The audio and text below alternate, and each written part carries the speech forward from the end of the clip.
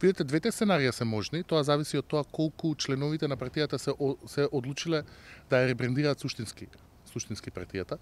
Јас лично не ја гледам поентата на замена на Груевски со некој кој ќе продолжи истата политика на изолација де факто на ВМРО-ДПМН од сите домашни меѓународни политички фактори.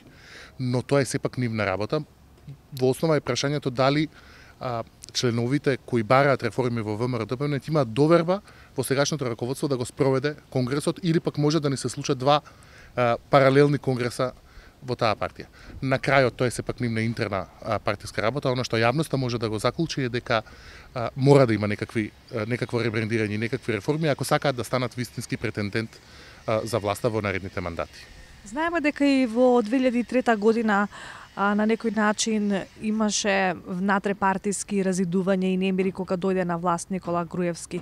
Сметате ли дека може да се повтори истото сценарио?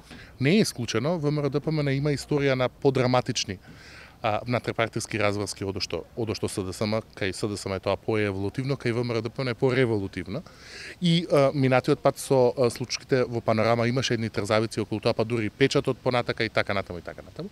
Не е исклучено и тоа и овој пат, но мислам дека е сепак тоа одлука на партиското раководство дали сакаат вистински промени и слободен избор или пак сакаат да заменат еден лидер со друг кој ќе продолжи истата политика. Тоа е прашање на стратегија и доколку членството на ВМРО-ДПМН не препозна искрен пристап од сегашното раководство и тоа како е можно да се случат такви подраматични сценарии. Во овој момент како што е партијата ВМРО-ДПМН има ли капацитет за еден, да кажам, демократски конгрес да организира? Како ги гледате работите? Знаете како тешко е тоа да се предвиди во моментот однадвор погледот кажува дека не, дека се уште се во некаква заглавена варијанта со Никола Груевски, меѓутоа ние не ни предпоставувавме дека Груевски ќе даде оставка.